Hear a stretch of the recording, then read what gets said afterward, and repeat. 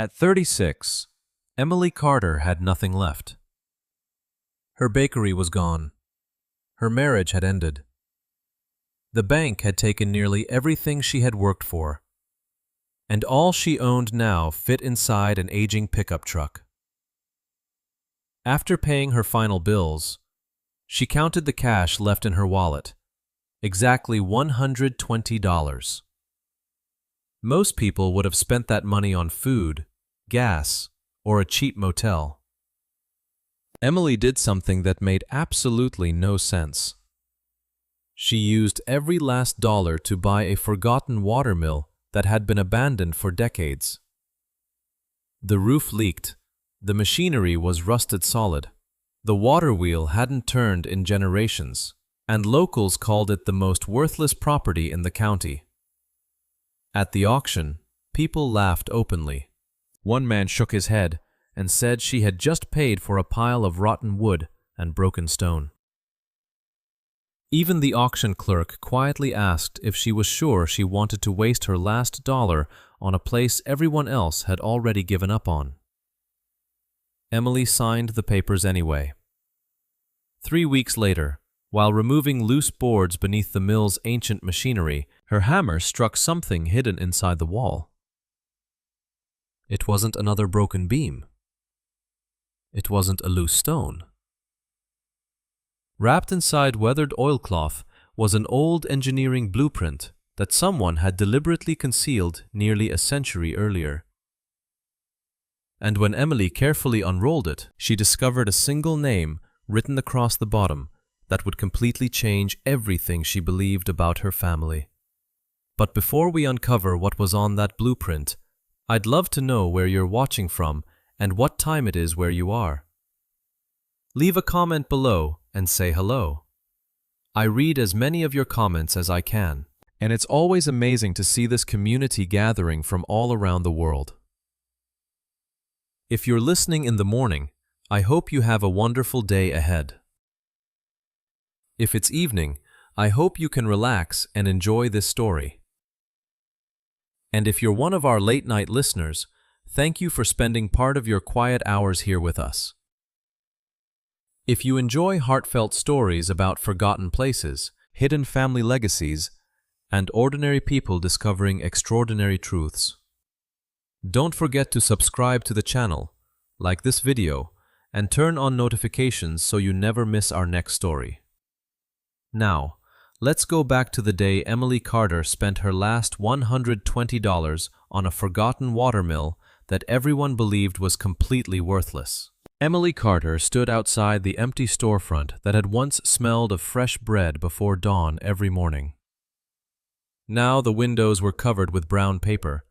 The sign reading Carter's Bakery had already been removed, and a lock she no longer owned hung on the front door.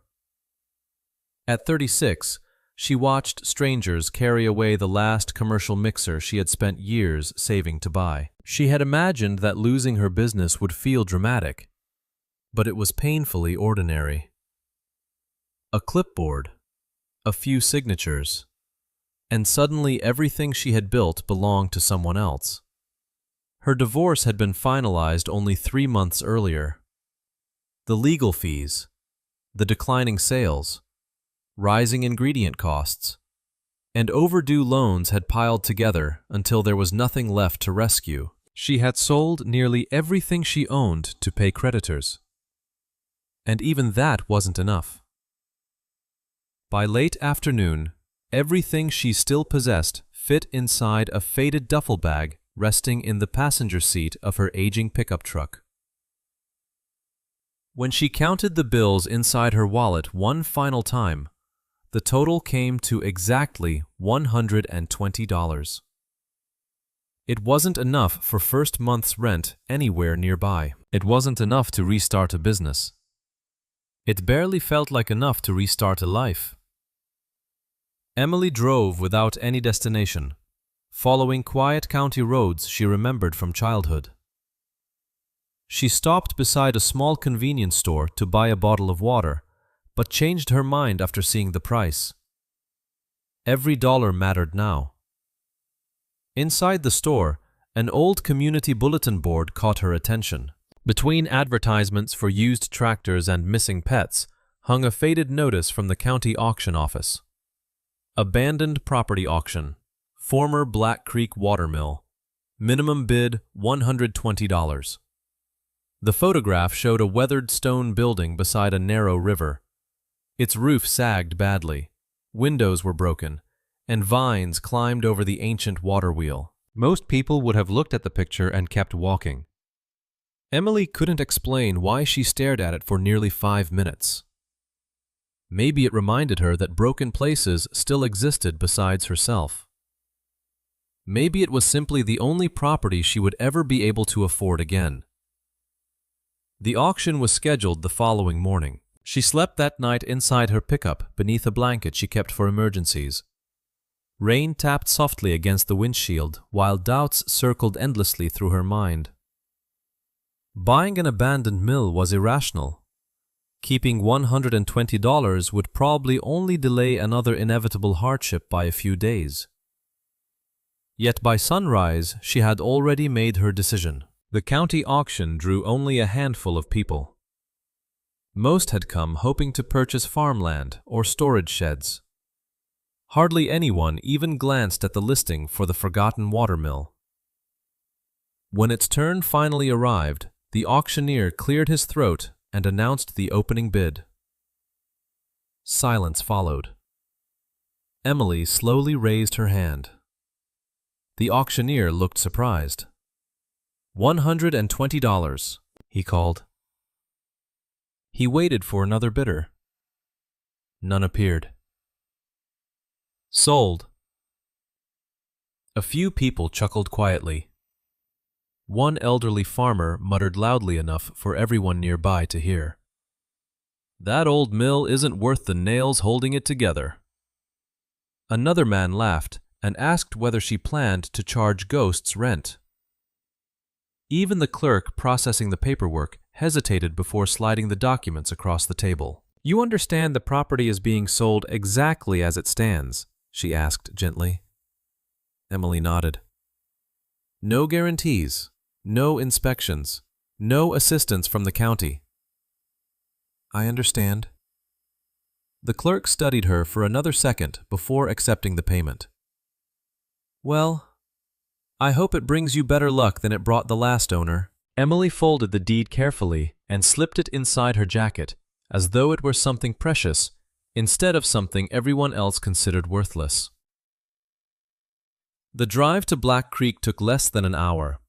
The narrow gravel road ended beside the forgotten mill, hidden beneath towering sycamore trees whose branches nearly covered the sky. The building looked even older than the auction photograph. Moss covered much of the stone foundation.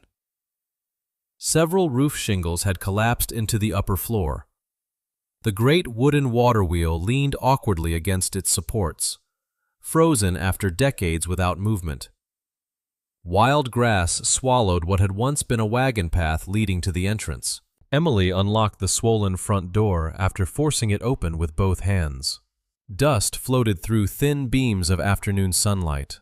Rusted gears hung motionless above the main floor. Rotten wooden barrels lay scattered beside cracked grain bins. Every corner held evidence that people had simply walked away many years earlier. She spent the afternoon opening windows that still moved, sweeping away leaves, and clearing enough debris to see the original stone floor. The work was exhausting, yet strangely comforting. Broken things could still be cleaned. Neglected places could still be cared for. As she swept around the enormous wooden water wheel connected to the mill's machinery, something unusual caught her eye. Carved into one of the heavy oak spokes were the letters E, C. The initials were deeply engraved by careful hands, not scratched carelessly by visitors. Emily frowned. None of the public auction records had mentioned who originally built the mill.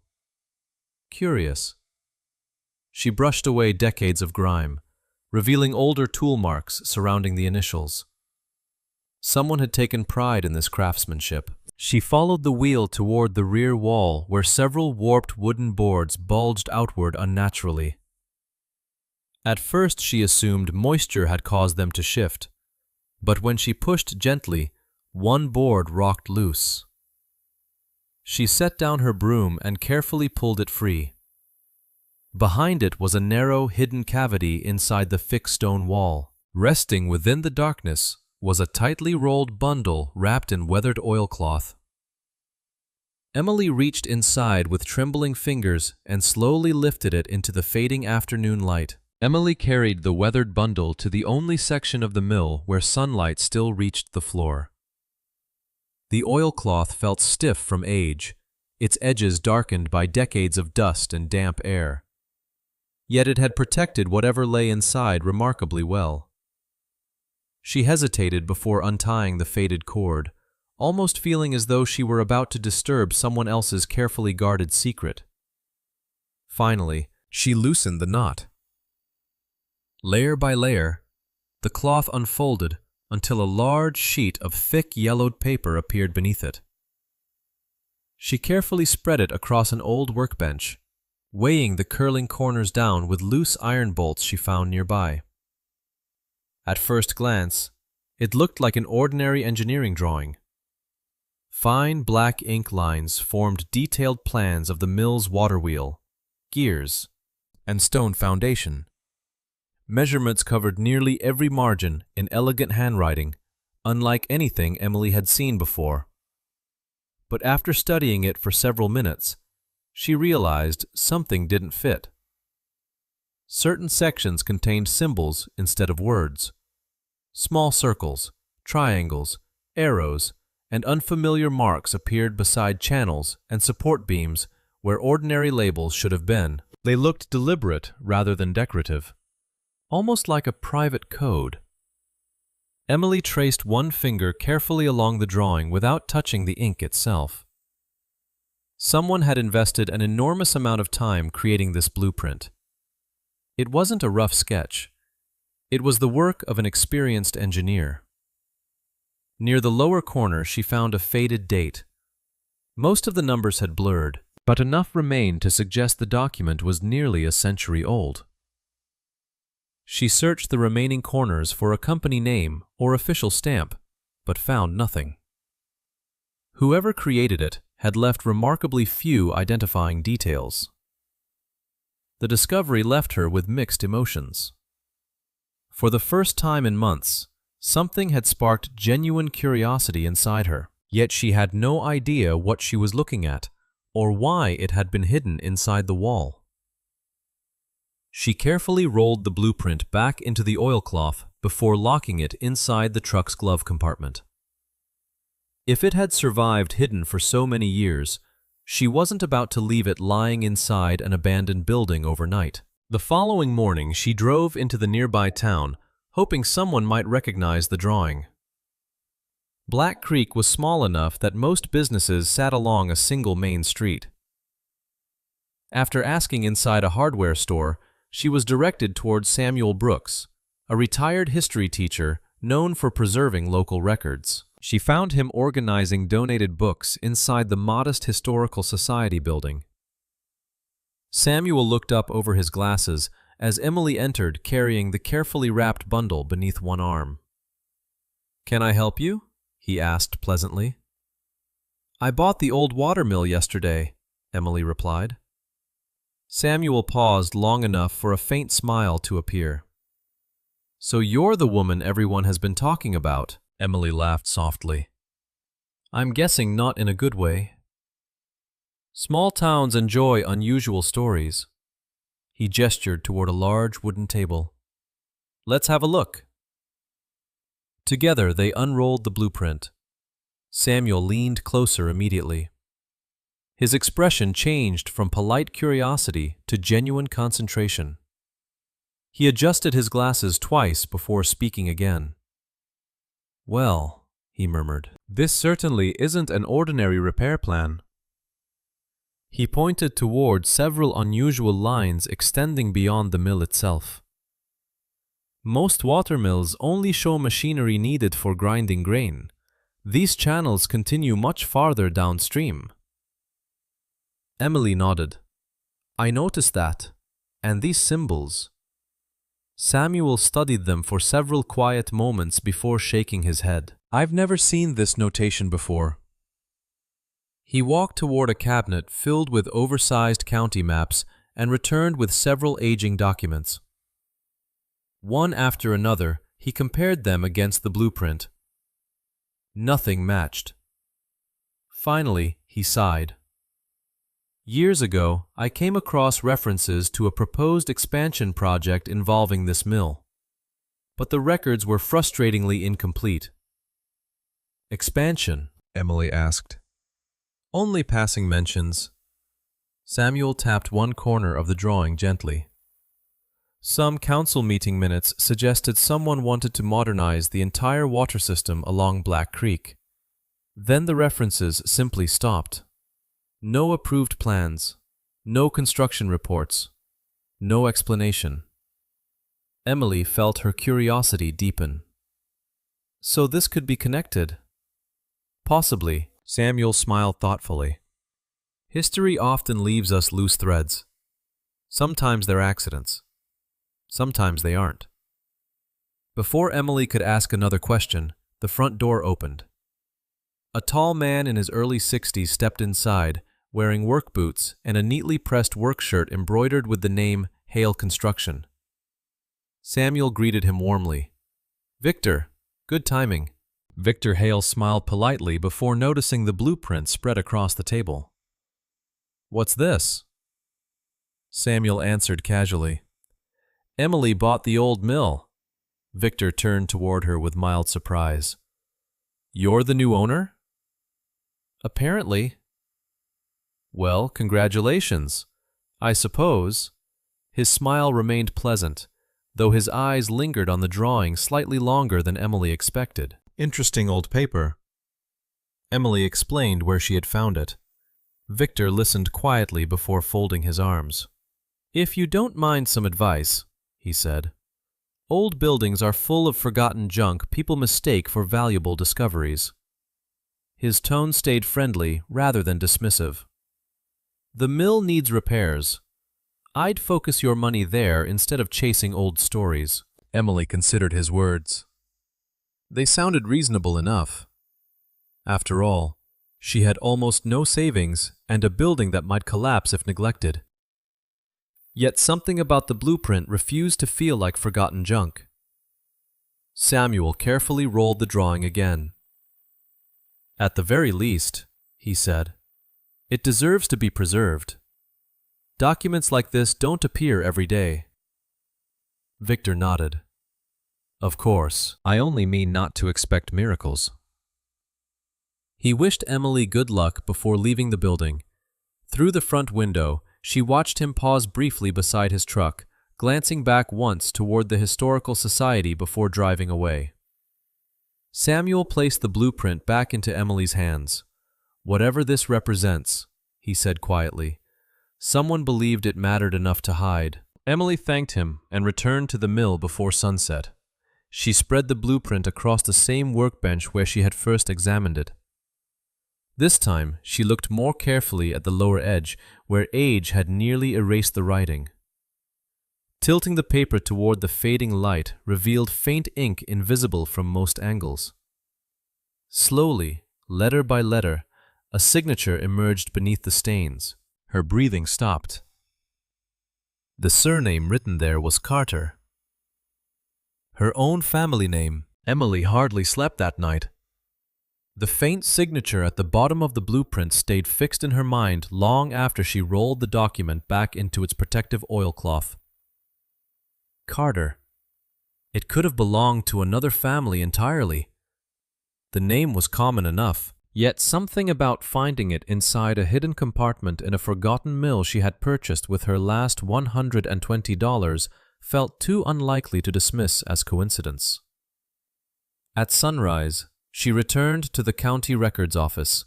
The small brick building stood beside the courthouse where decades of land deeds, tax records, and newspaper archives filled rows of aging cabinets. Emily introduced herself to the clerk and explained that she was researching the history of the Black Creek water mill.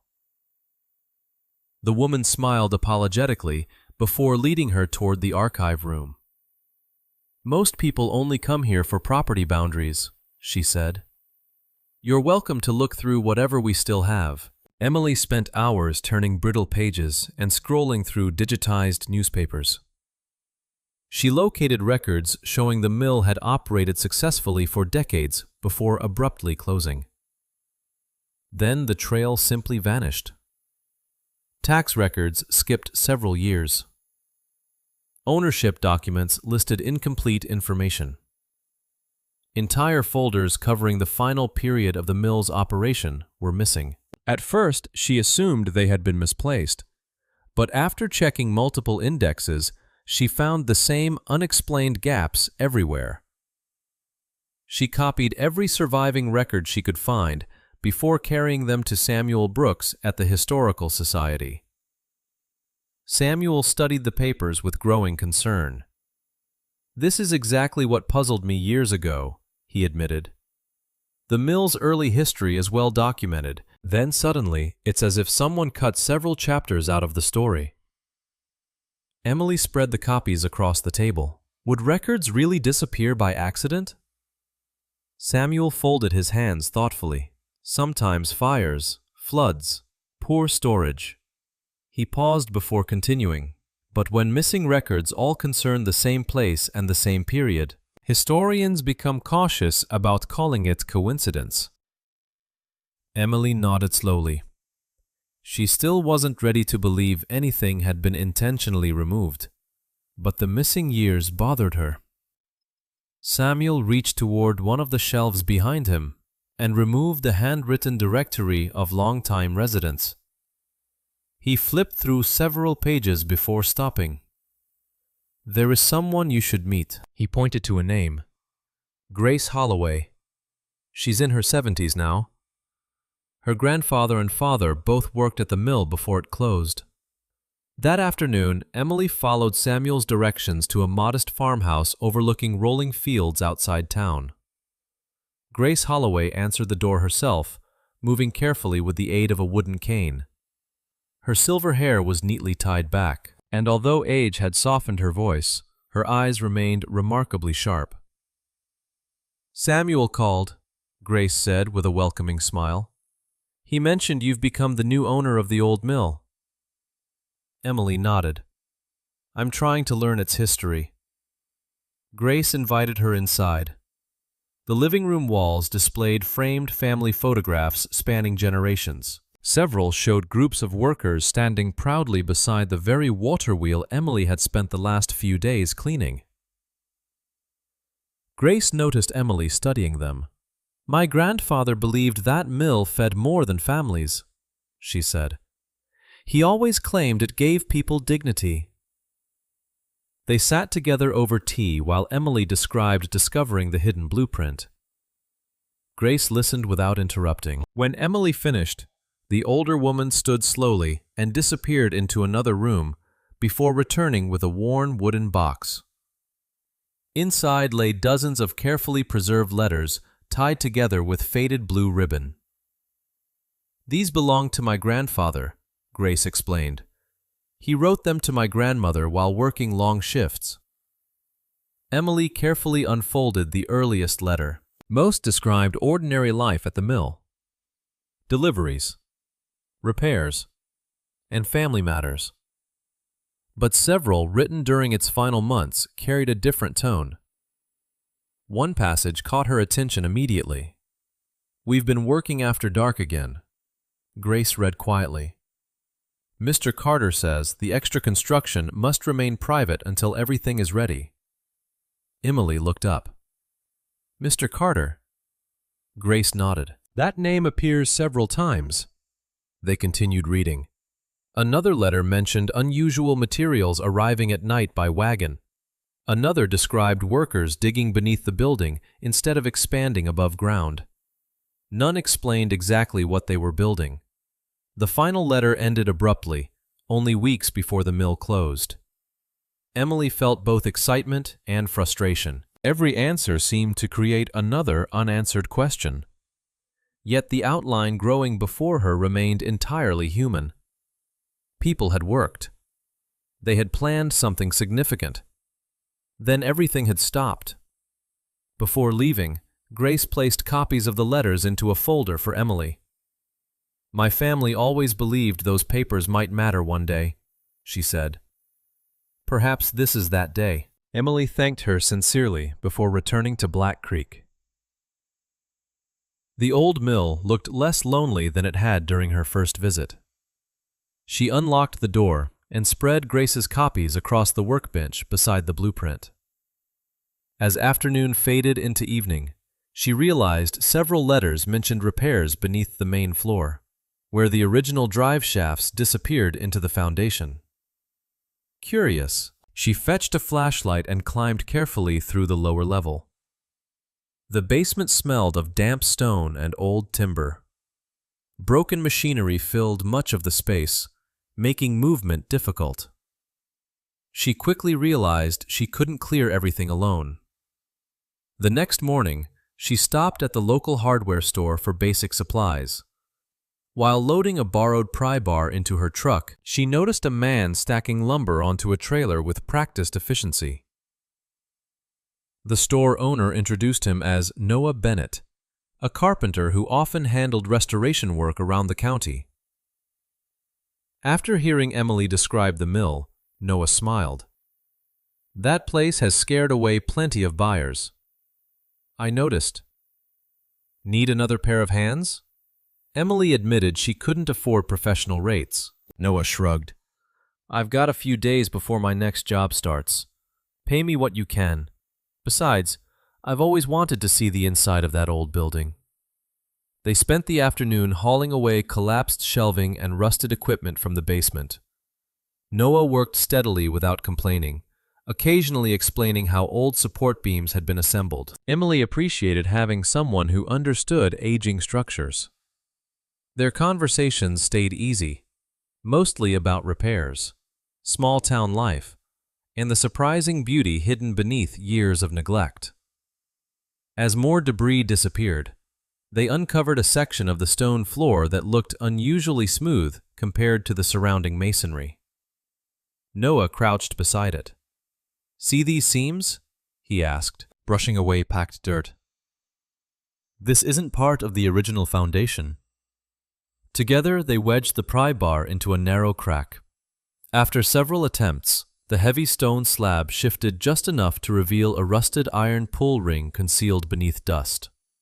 Working carefully, they lifted the slab aside. Below it, a short staircase descended into darkness. Emily switched on her flashlight while Noah held the opening steady. The hidden room beneath was small but remarkably dry. Shelves lined one wall. An old drafting table occupied the center. Rusted compasses, measuring rules, precision squares, and specialized drafting instruments remained exactly where someone had left them decades earlier. Dust covered everything, yet the careful arrangement suggested this had once been an active workshop rather than simple storage. Emily slowly turned in place, imagining someone standing here late into the night, creating the blueprint now resting upstairs. She stepped toward the drafting table. Beneath a layer of dust lay a folded sheet of paper. It had deteriorated badly with age, but one sentence remained readable. In faded ink, someone had written, "Store the second blueprint separately." The note rested in Emily's hand long after Noah finished examining the workshop. The faded words were simple enough. Store the second blueprint separately. Yet they carried weight because they confirmed the drawing she had found inside the wall had never been meant to stand alone. Noah leaned against the doorway, brushing dust from his jeans. "Think whoever worked here expected to come back?" Emily looked around the small room. Every drafting tool remained neatly arranged. Nothing suggested a hurried departure. "It feels more like they plan to continue," she answered quietly. But never had the chance. They spent another hour documenting everything before carefully carrying the instruments upstairs. Emily wrapped each drafting tool in clean cloth, while Noah repaired a broken shelf so the workshop could remain undisturbed.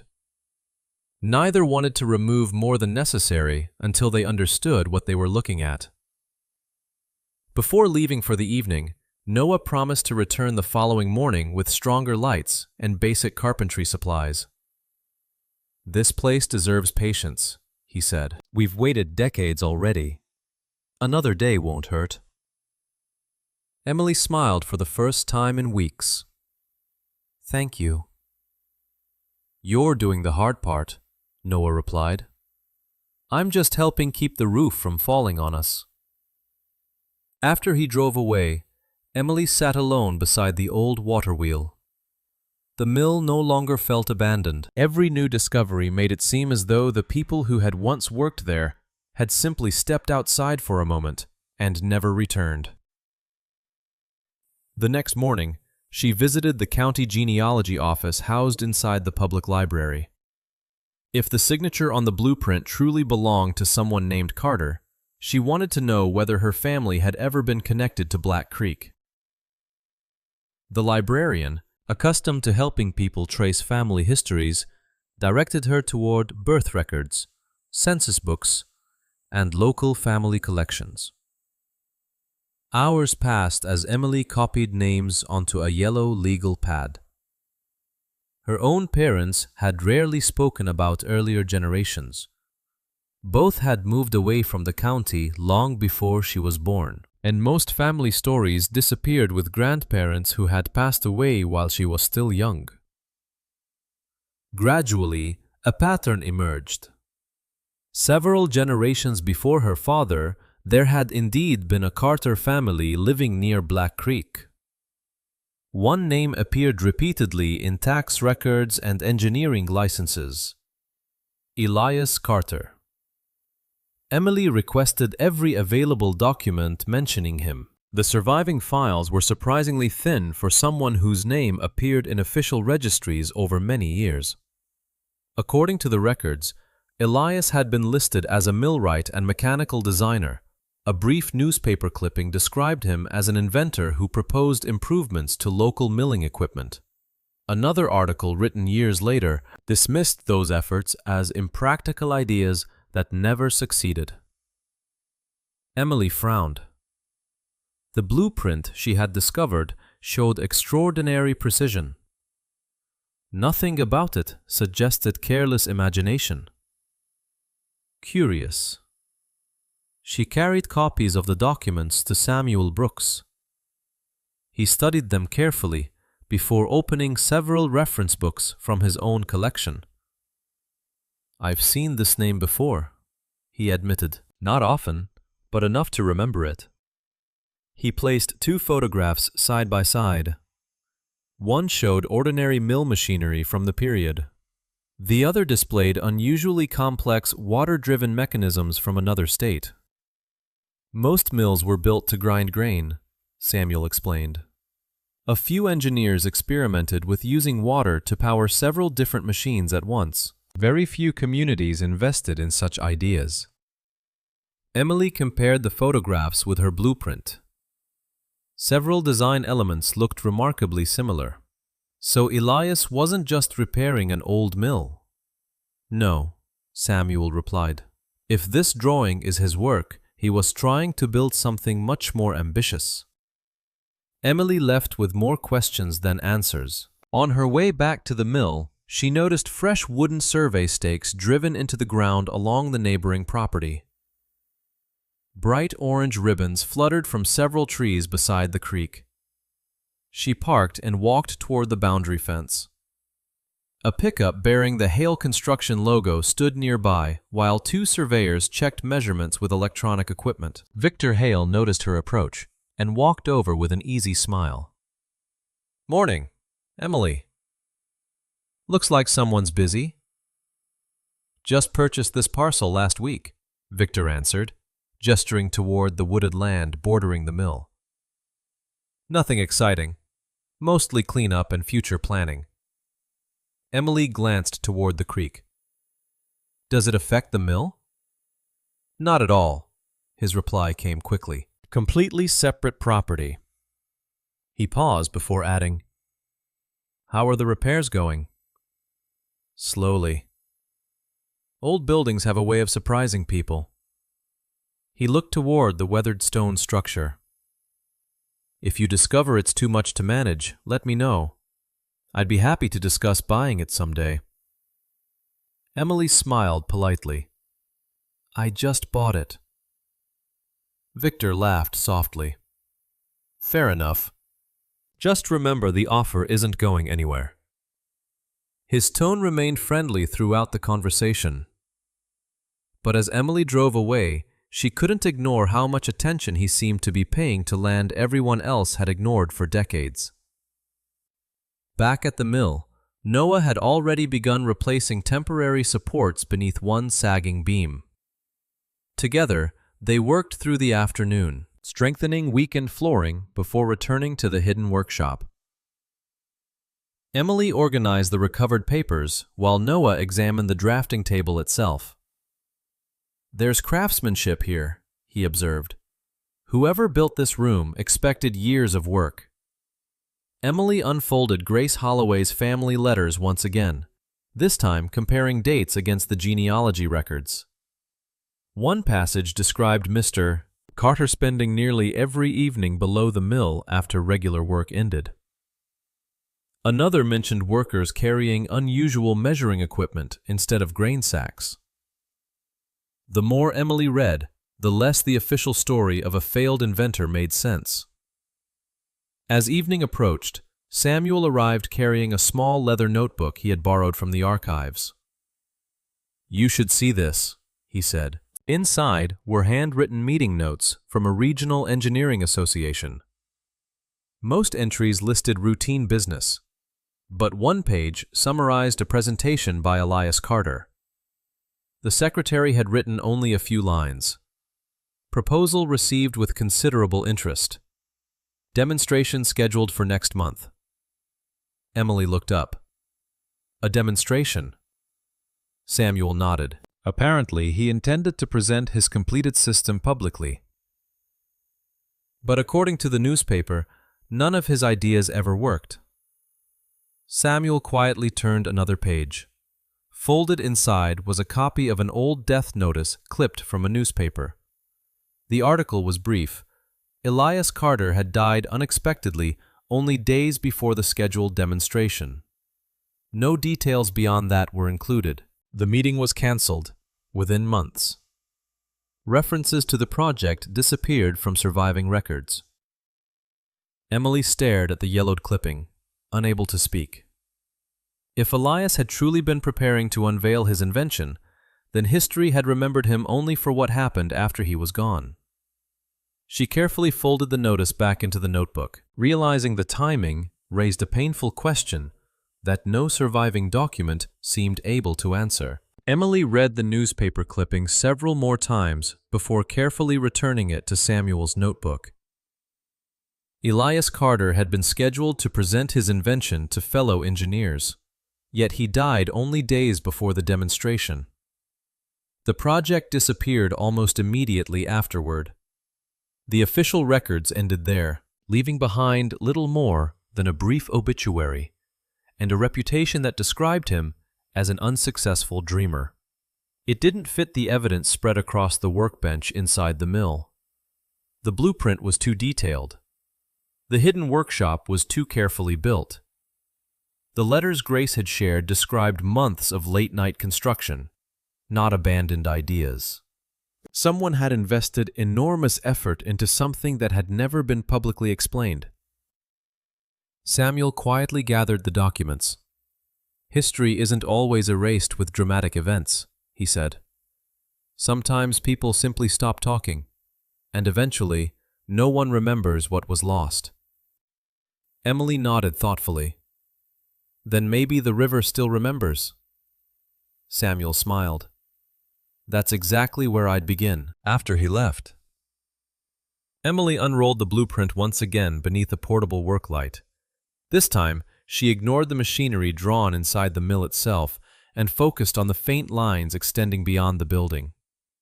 Thin channels branched away from the creek in several directions before ending at small symbols whose meaning she still couldn't decipher. She traced each route with a pencil on a transparent sheet, creating a copy she could carry outside without risking damage to the original drawing. Noah studied her sketch the following morning. "Looks less like a building plan," he observed, "and more like a map." "That's what I keep thinking." He compared the drawing with a modern county map on his phone. Although roads had changed over the decades, the bends in Black Creek remained almost identical. Several of the mysterious markings appeared to follow the natural course of the water. "Want to see where they lead?" he asked. Emily smiled. "Absolutely." They spent the morning walking along the creek, carrying the copied map, measuring tape, and a small shovel. Most of the riverbanks were overgrown with brush that had reclaimed abandoned footpaths years earlier. Several locations marked on the blueprint revealed nothing unusual. Others appeared to have been altered by floods or erosion. Still, Emily refused to become discouraged. Every unsuccessful stop helped confirm the map's accuracy by matching the shape of the land itself. Around midday, Noah paused beside an unusually straight stretch of stone lining the creek.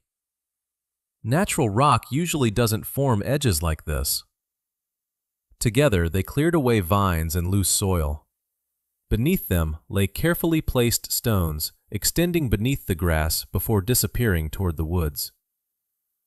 Emily compared the location to her copy of the blueprint. One of the coded symbols sat almost exactly where they stood. They followed the buried stone line for nearly 50 yards until it vanished beneath years of accumulated earth. "This wasn't random," Noah said quietly. "Someone built this." Emily crouched to examine the workmanship. Even after decades underground, the stones formed a deliberate channel. It wasn't large enough for boats or wagons. It looked designed to guide water. She imagined Elias Carter standing in the same place nearly a century earlier, planning something much larger than a single mill. They continued exploring throughout the afternoon, discovering additional stone markers hidden beneath brush at 2 more locations shown on the blueprint. None revealed the complete picture, but together they suggested the planned system had stretched far beyond the mill itself. Back at the mill that evening, Emily pinned her copied map beside the original blueprint. Red pencil marks now connected every location they had verified. Noah stepped back and folded his arms. Whatever this project was, it reached across the whole valley. Before Emily could respond, a pickup truck pulled into the yard. Grace Holloway climbed out carefully, carrying a flat cardboard box tied with string. "I found something in the attic," she explained after Emily helped her inside. "I nearly threw it away years ago." She untied the string and removed several large black and white photographs mounted on thick backing. The images immediately caught Emily's attention. They showed groups of workers standing beside freshly dug channels, newly poured stone walls, and sections of piping running alongside the creek. Emily stared at the photographs in disbelief. "These aren't in any county records." Grace shook her head. "My grandfather kept them because he was proud of the work." Noah examined one closely. "Look at the background." Emily followed his finger. Behind the workers stood sections of construction extending far beyond the visible mill. The photographs matched several of the locations they had explored earlier that day. "According to official history," Emily said softly, "none of this was ever built." "Apparently," Grace replied. "Official history missed a few things." They carefully labeled each photograph before storing them safely. The images didn't explain the blueprint's symbols, but they proved one important fact beyond doubt. Construction had begun. Elias Carter's plans had not remained on paper alone. The next morning, Emily arrived at the mill to find a bright orange notice attached to the front door. She read it twice before fully understanding the words. The county building department had received a complaint regarding structural safety. An inspection had been scheduled, and until further review, major restoration work was strongly discouraged. Noah frowned after reading the notice himself. Someone moved quickly. Emily looked across the creek toward the neighboring property, where fresh survey stakes still lined the woods. She remembered Victor Hale's friendly suggestion that she focus on repairs instead of old documents. She had no proof the events were connected, yet the timing felt impossible to ignore. Rather than argue with the county, she and Noah limited their work to documentation and exterior cleanup while waiting for the inspection. They spent the afternoon clearing weeds from the old sluice gate, where water had once entered the mill race. Thick mud and tangled roots blocked nearly everything. As Noah removed several rotted boards, Emily noticed the edge of rusted metal buried beneath packed gravel near the base of the gate. "Hold on!" she called. Together they cleared away the surrounding dirt, using small hand tools to avoid damaging whatever lay beneath.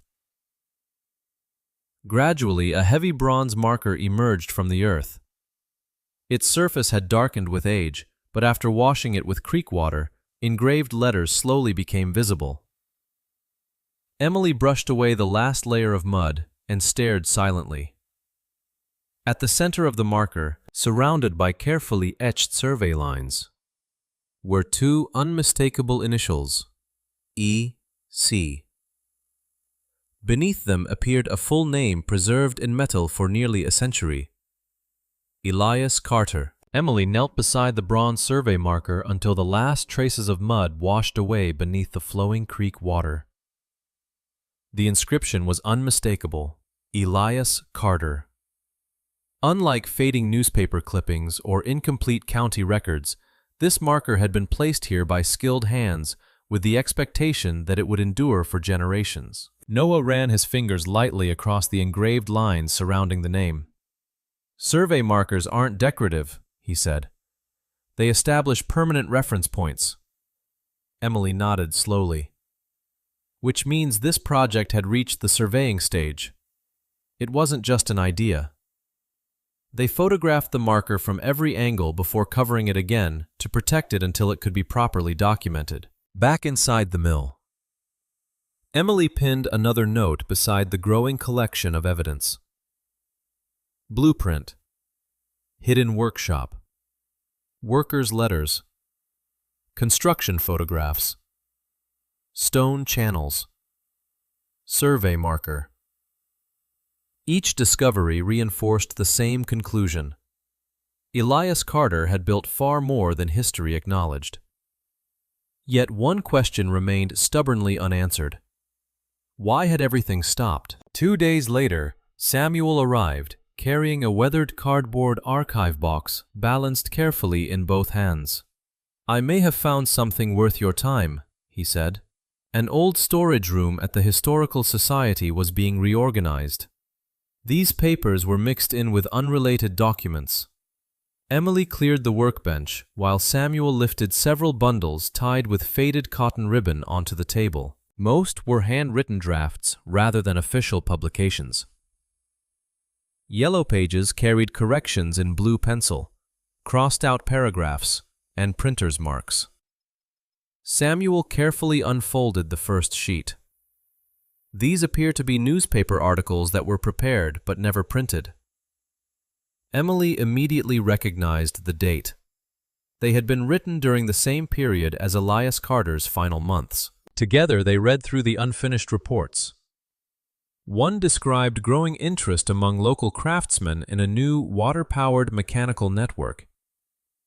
Another quoted business owners discussing lower operating costs if the system became available throughout the valley.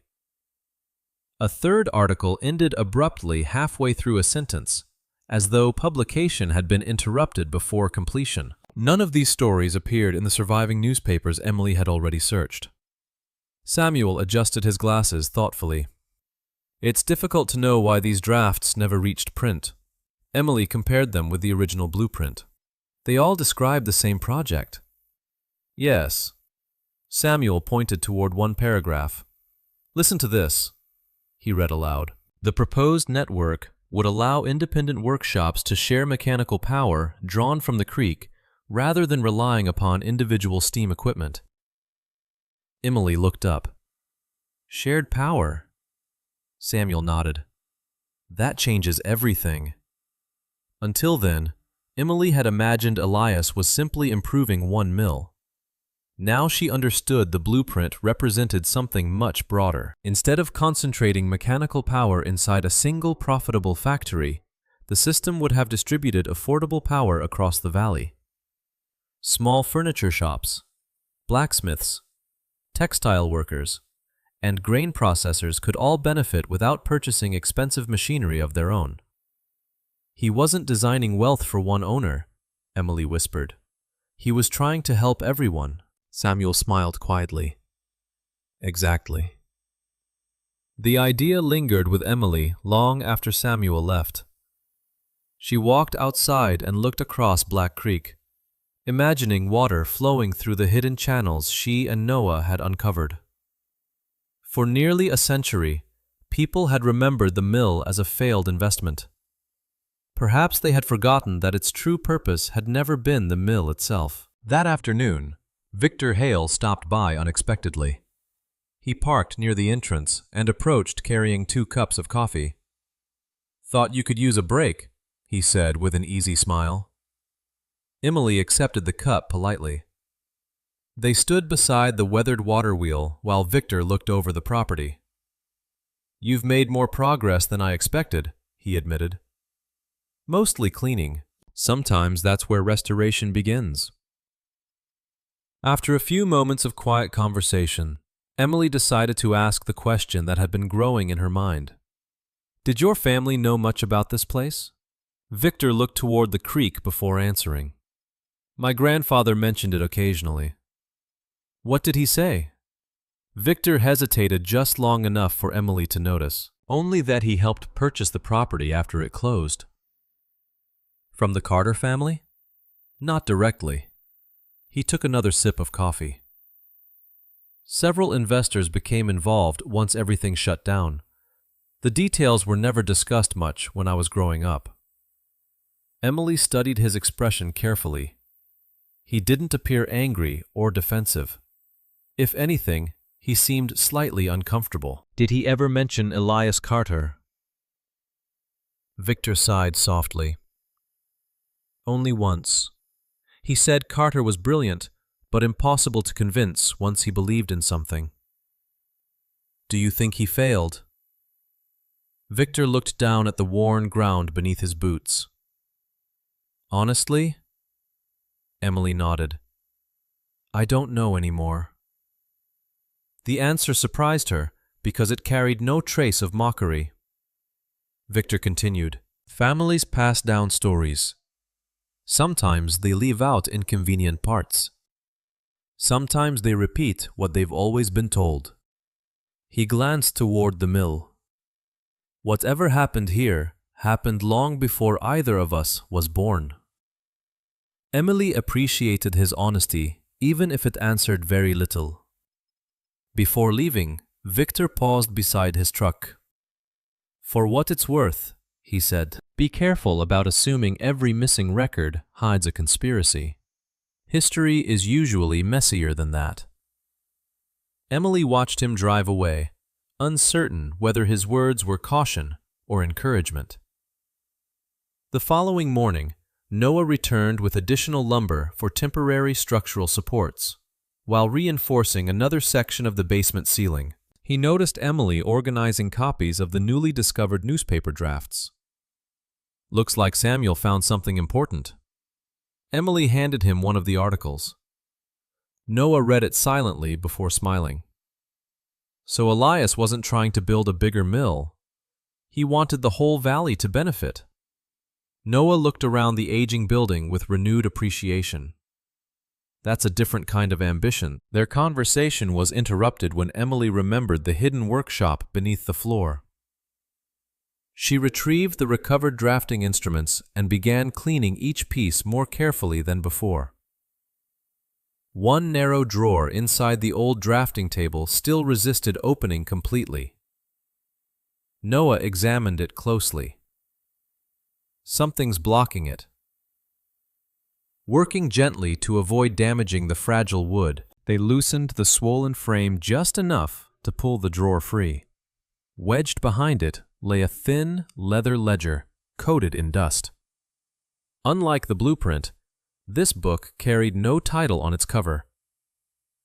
Emily carefully opened the brittle pages. Inside, neat, handwritten columns listed dates, property boundaries, payment amounts, and signatures. At first, the entries appeared ordinary, but several pages near the center caught her attention immediately. The heading read, "Land Transfers Following Mill Closure." Beneath it appeared the names of investors involved in purchasing parcels connected to the abandoned project. Emily slowly turned another page, her pulse quickening.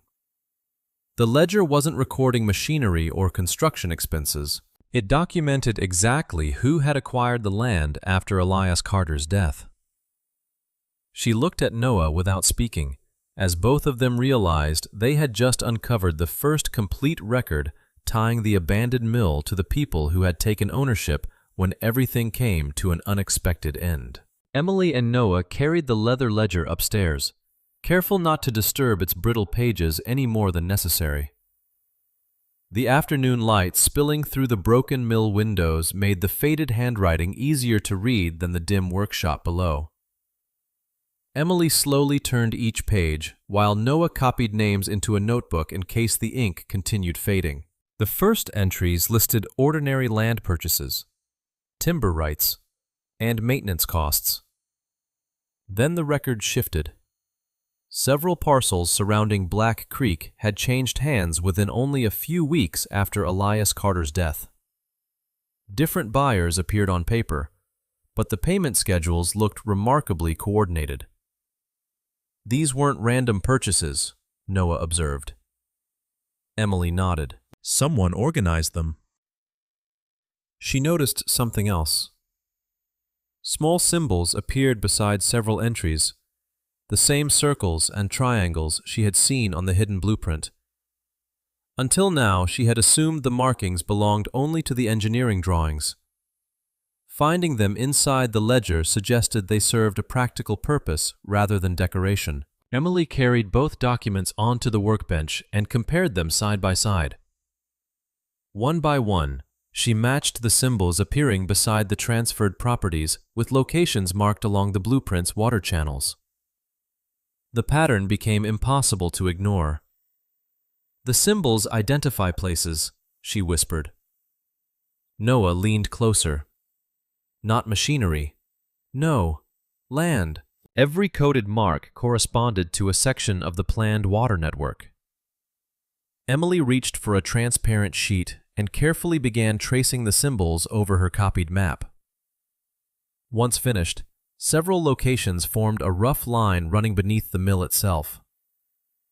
Noah studied the arrangement for a long moment before pointing toward the basement floor.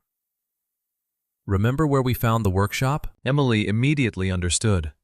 If Elias had hidden one room beneath the building, perhaps the blueprint itself was pointing toward another concealed space. They carried lanterns downstairs and began examining the stone foundation more carefully than ever before. Rather than searching randomly, Emily followed the sequence suggested by the coded symbols. Most walls revealed nothing unusual beyond ordinary construction. Hours passed with little progress. Dust coated their hands, and the lantern flames burned lower. Finally, Noah stopped near the rear foundation, beneath the oldest section of the mill. He tapped one stone lightly with the wooden handle of a hammer. Unlike the surrounding wall, it produced a distinctly hollow sound. Emily crouched beside him. The mortar outlining the stone appeared slightly newer than the original foundation, though decades of age had disguised the repair. Together, they removed loose debris before carefully prying at the edges. The heavy block shifted only a fraction at first. After several patient attempts, it finally slid forward enough to reveal a narrow opening behind it. Cool air drifted from the darkness. Emily raised her lantern and peered inside. The cavity was barely large enough for a wooden box wrapped in faded canvas. She reached inside slowly, lifting the package with both hands. Despite its age, the canvas remained dry. Someone had deliberately chosen a protected location. Back upstairs, they untied the worn straps. Inside rested another oilcloth bundle almost identical to the first. Emily looked at Noah before carefully unfolding the layers. A second blueprint appeared beneath the cloth. It was larger than the first drawing and remarkably well preserved. Additional pages followed, each covered with detailed engineering calculations, pressure measurements, water flow estimates, and mechanical diagrams unlike anything they had previously found.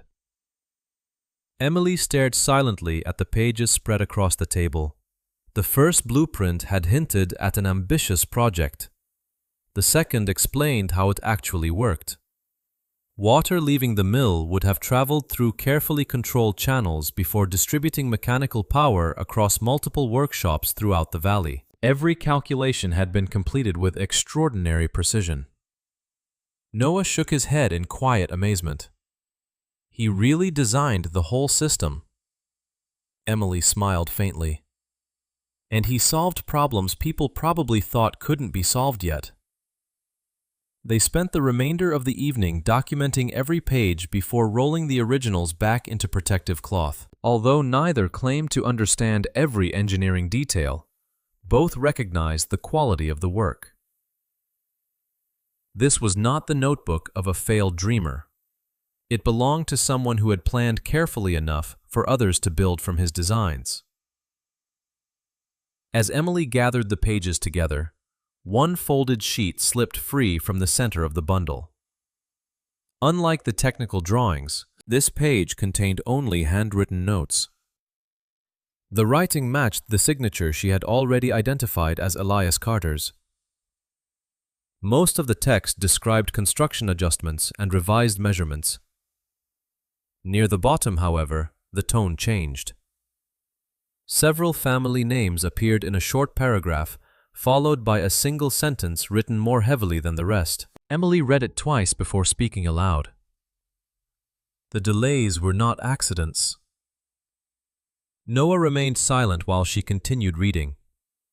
The note accused specific local families of deliberately interfering with deliveries, withholding promised materials, and obstructing sections of the project during its final months.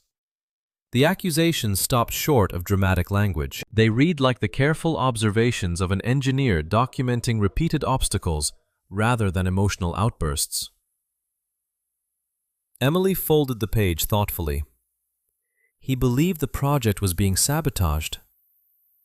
Before Noah could respond, headlights swept across the mill windows. A truck rolled slowly into the yard. Victor Hale stepped out, carrying a small folder beneath one arm. His expression remained as calm and polite as ever when Emily opened the door. "Sorry to stop by so late," he said. "I hope I'm not interrupting." Emily glanced briefly toward the workbench before inviting him inside. Victor looked around the room, noticing the stacks of copied maps and cleaned drafting tools. "You've certainly been busy." "We're making progress." He nodded approvingly. "That's actually why I came." He placed the folder on the table. "I've been thinking about this property. If restoring it becomes more expensive than expected, I'd like to make you an offer." Emily listened without interrupting. Victor named a figure several times higher than the $120 she had originally paid. Under ordinary circumstances, only weeks earlier, the amount would have seemed impossible to refuse. It could have erased many of her immediate financial worries. Instead, she found herself looking past the money toward the blueprint resting safely inside its oilcloth. "I appreciate the offer," she said gently, "but I'm not interested in selling." Victor studied her quietly for several seconds before giving a small nod. "I thought you might say that." His voice remained courteous, without frustration or pressure. "If you change your mind, the offer stands."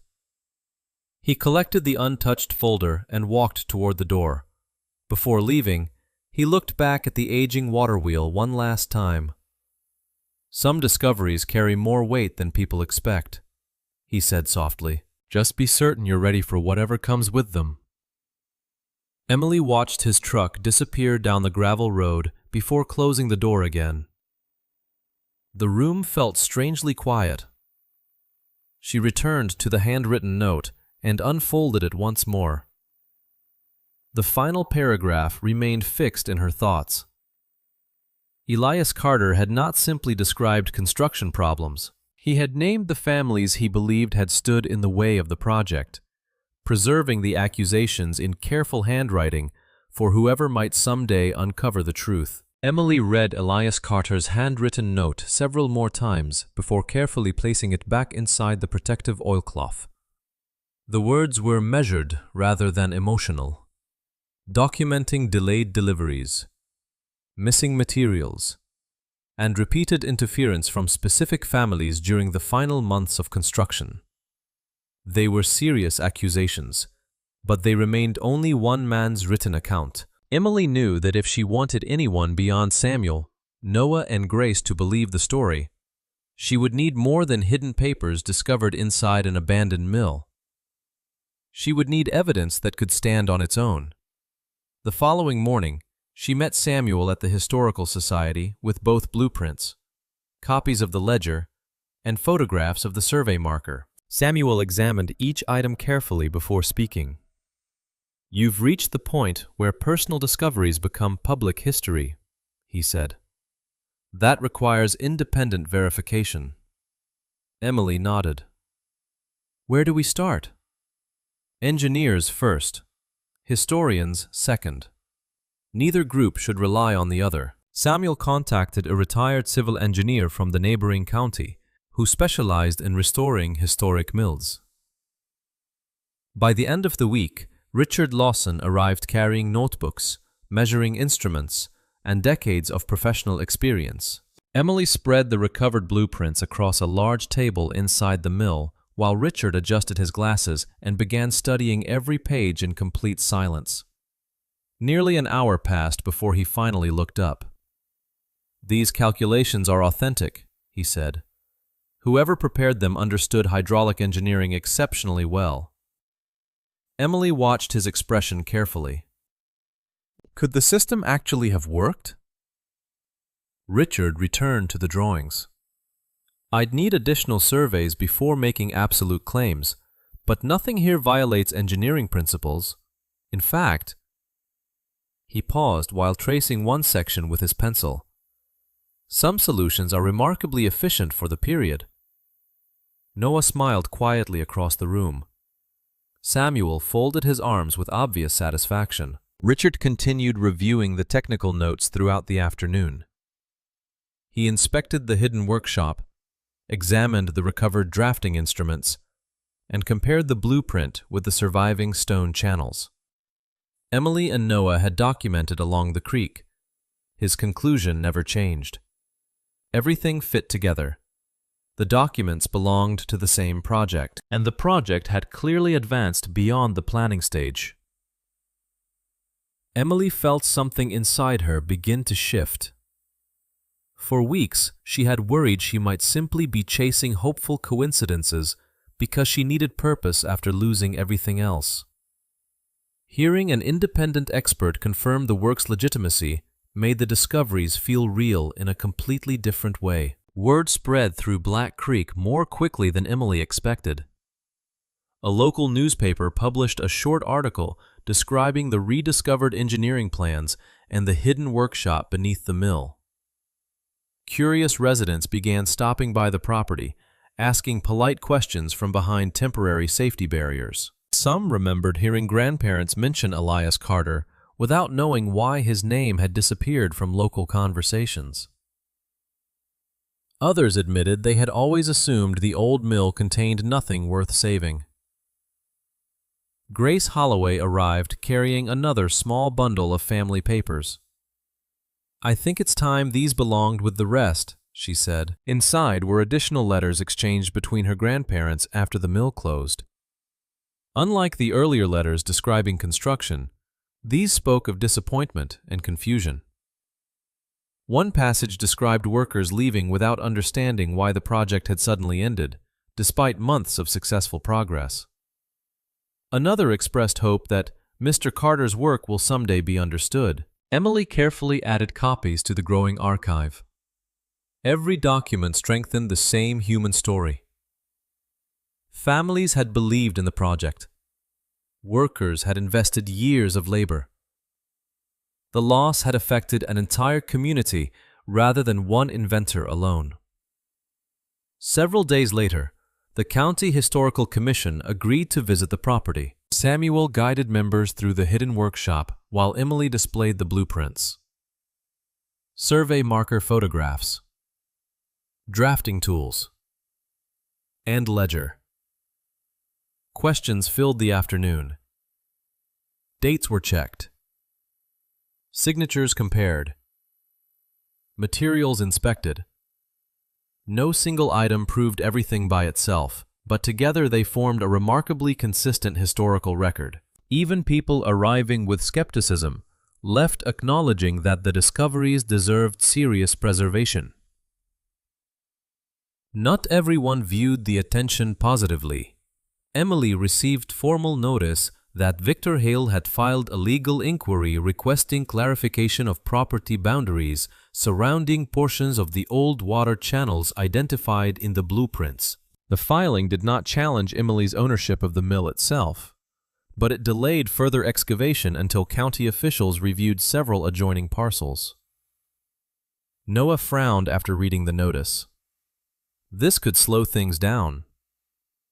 Emily folded the letter carefully. "Then we'll use the time we have." Rather than becoming discouraged, she focused on organizing the evidence more carefully than ever. Samuel helped prepare timelines comparing surviving records with the newly discovered documents.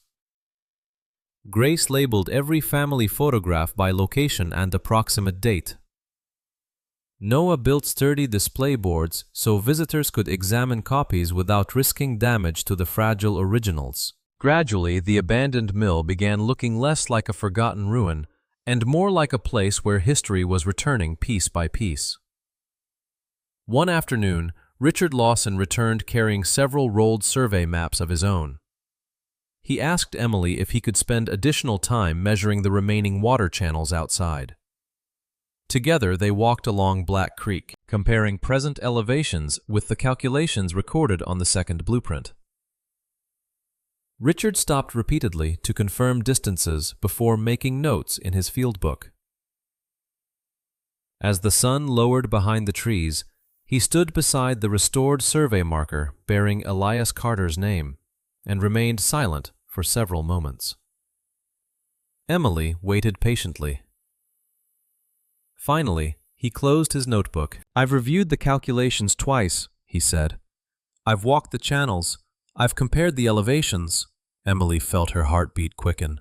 Richard looked toward the old mill, where the weathered water wheel still rested motionless against its supports. "Emily," he said quietly, "if this system had been completed as designed..." He paused once more before finishing the sentence with complete certainty. "It could still work today." Richard Lawson's words echoed through Emily's thoughts long after the survey ended. The system could still work today. She stood beside the creek, watching the quiet water move around the weathered stones Elias Carter had placed nearly a century earlier. For weeks, she had searched for answers about the past. Now, the future demanded just as much attention. If the design truly remained functional, preserving the mill was no longer simply about correcting history.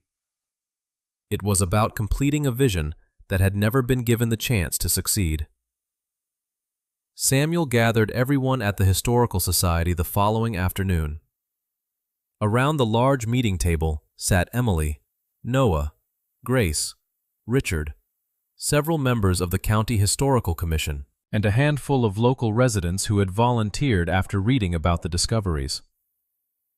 The atmosphere felt hopeful rather than ceremonial. Maps covered the table. Copies of the blueprints rested beside the recovered photographs and letters. Samuel looked around the room before speaking. For generations, this building has been remembered as a failure, he said. The evidence now tells a different story. The question before us isn't whether the mill deserves saving. It's how we save it together. One by one, volunteers offered their skills. A retired mason agreed to repair sections of the stone foundation. A local lumber supplier donated reclaimed oak for damaged structural beams. Several high school students offered weekends to help clean the surrounding grounds. Grace smiled quietly as names continued filling the volunteer list. "My grandfather would never believe this," she whispered. Emily felt an unfamiliar emotion growing inside her. Since losing her bakery, she had become accustomed to solving every problem alone. Watching strangers offer time instead of judgment reminded her that rebuilding did not always begin with money. Sometimes it began with people deciding something mattered. Work started the following weekend. The county inspection allowed carefully supervised restoration after engineers confirmed the remaining structure could be stabilized safely. Noah directed volunteers repairing damaged framing, while experienced craftsmen replaced rotted supports beneath the mill floor. Emily spent most days cataloging historical materials between helping clear debris from the old machinery. The great water wheel remained the largest challenge. Years of neglect had left several wooden paddles split beyond repair, and the iron axle barely turned beneath layers of rust. Richard supervised measurements, while Noah carefully removed damaged sections one piece at a time. "Don't rush," Noah reminded everyone repeatedly. "We're restoring history, not replacing it."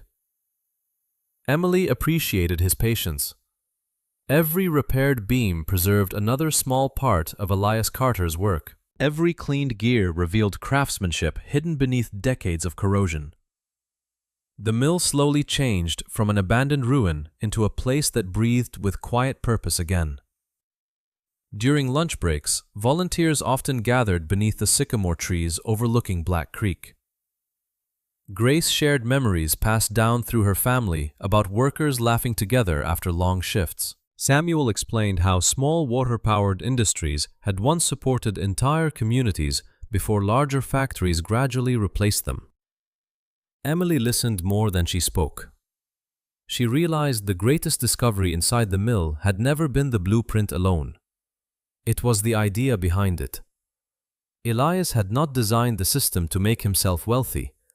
He had imagined a network where independent craftsmen could succeed together by sharing affordable mechanical power drawn from the river itself. Furniture makers, blacksmiths, millers, weavers, small workshops helping one another instead of competing against impossible costs. Looking around at volunteers rebuilding the mill side by side, Emily recognized that the same spirit had quietly returned. Late one afternoon, Victor Hale arrived without announcing himself. He walked through the restoration site slowly, watching volunteers repair the foundation and clean the water channels. No one stopped working as he approached Emily. "You've accomplished more than I expected," he admitted. Emily wiped dust from her hands. "A lot of people made that possible." Victor nodded thoughtfully. For several moments, he remained silent before speaking again. "I spent the last few weeks reading some of my grandfather's journals." Emily waited. They don't tell the whole story, he continued, but they tell enough. He looked toward the old water wheel. He believed Elias Carter's system would change how business worked throughout the valley. Some investors welcomed the idea. Others feared losing control over industries they already owned. Emily remembered the unfinished newspaper drafts Samuel had found. Shared power instead of private profit. Victor sighed quietly. My grandfather participated in purchasing land after the project ended. According to his own notes, he convinced himself he was protecting existing businesses. He paused. Whether that was right is another question. Emily appreciated the honesty. Victor was not trying to excuse the past, he was simply acknowledging it. Families inherit stories, Emily said softly. Sometimes they also inherit responsibilities. Victor looked at her for a long moment before nodding. I think you're right. He offered to withdraw the remaining legal inquiry over the neighboring property so restoration could continue without delay. Emily accepted with sincere gratitude. The decision did not erase history, but it allowed the future to move forward. As summer progressed, the restored channels once again guided water toward the mill race. Richard carefully inspected every repaired mechanism before authorizing a controlled test. Volunteers gathered quietly around the great water wheel while Noah checked the final support braces one last time. Emily stood beside Samuel and Grace near the entrance. No speeches were given. No photographers crowded the site. It felt more like neighbors honoring unfinished work than celebrating an achievement. Richard raised one hand. Open the gate! A volunteer slowly lifted the restored sluice gate. Water rushed into the narrow channel with a steady, growing sound. It flowed beneath the mill exactly as Elias Carter had intended decades earlier. At first, nothing happened. The old wheel remained still. Emily felt her breath catch. Then a faint groan echoed through the timbers. One weathered paddle shifted. Another followed. Rust loosened from the iron axle as the great wheel resisted the current for one long moment before yielding. Slowly, almost reluctantly, the massive water wheel completed its first full rotation in nearly a century. No one spoke. The only sound came from flowing water and old machinery returning to life. Emily watched the wheel continue turning, carrying with it generations of forgotten work, unfinished hope, and a promise that history had not been lost after all. The morning of the reopening arrived beneath clear autumn skies, and for the first time in decades, Black Creek Watermill no longer looked forgotten. Fresh oak beams blended naturally with the original stone walls. The restored water wheel turned steadily beside the creek, its slow rhythm sounding less like machinery and more like a heartbeat returning after a long silence. The overgrown wagon path had been cleared. Simple wooden signs welcomed visitors. And inside the mill, carefully arranged displays told the story that history had nearly erased. Emily unlocked the front door before sunrise. She wanted a few quiet moments before the visitors arrived. She walked through the main room, stopping beside the original workbench where everything had begun, with a weathered bundle wrapped in old oilcloth. The blueprint now rested safely inside a climate-controlled display case nearby, surrounded by copies that visitors could examine without risking the fragile original. The drafting instruments recovered from the hidden workshop had been carefully cleaned, but left intentionally worn, reminding everyone that they had belonged to someone who built with his hands rather than imagined from afar. Emily climbed down into the restored workshop one last time. The drafting table remained exactly where Elias Carter had left it. She rested her hand lightly on its surface and smiled. Weeks earlier, she had stood in this room believing she had lost everything that mattered. Now she understood that some inheritances were discovered rather than received. She quietly climbed back upstairs as the first volunteers began arriving. Noah carried in freshly baked pastries donated by the town bakery. Samuel carefully arranged historical documents inside their display frames while explaining small details to curious volunteers. Grace Holloway slowly walked through the entrance with the help of her cane. Pausing beside one enlarged photograph showing workers standing proudly in front of the mill nearly a century earlier. She touched the edge of the frame gently. "My grandfather would have liked this," she said softly. Emily smiled. "I think he'd be proud." Grace looked around the restored building before answering. "Not because of the building." Emily tilted her head slightly. Grace's eyes filled with quiet warmth. "Because people remembered." By mid-morning, the yard filled with visitors from across the county. Families wandered along the restored creek. Children watched the turning water wheel with fascination, and older residents shared stories passed down through generations that suddenly carried new meaning. The County Historical Commission officially recognized the mill as a protected historic landmark, dedicated to preserving both its engineering significance and its role in the community's history. Samuel welcomed everyone before inviting Richard Lawson to briefly explain the recovered water-powered system. Richard kept his remarks simple. He described Elias Carter as an engineer whose ideas had been far ahead of their time, and praised the remarkable accuracy of the surviving blueprints.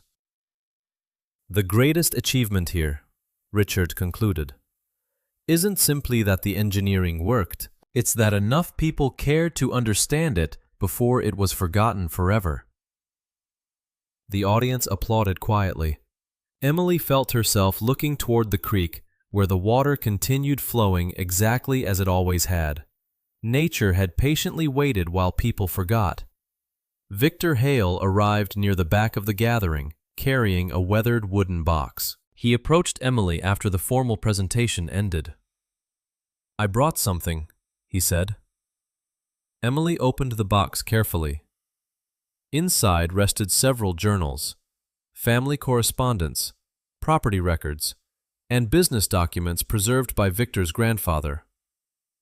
"These belong with the rest of the archive," Victor explained. "Some of these papers aren't easy for my family to read, but history shouldn't depend on comfort." Emily looked up. "Thank you." Victor nodded. "My grandfather made choices he believed protected the businesses of his own time. Whether he was right or wrong, future generations deserve the complete story." Samuel joined them moments later, accepting the records with obvious appreciation. "History is strongest when every voice is preserved," he said. Emily agreed. The documents did not erase the past, but they completed it. Throughout the afternoon, visitors toured the hidden workshop beneath the mill in small groups.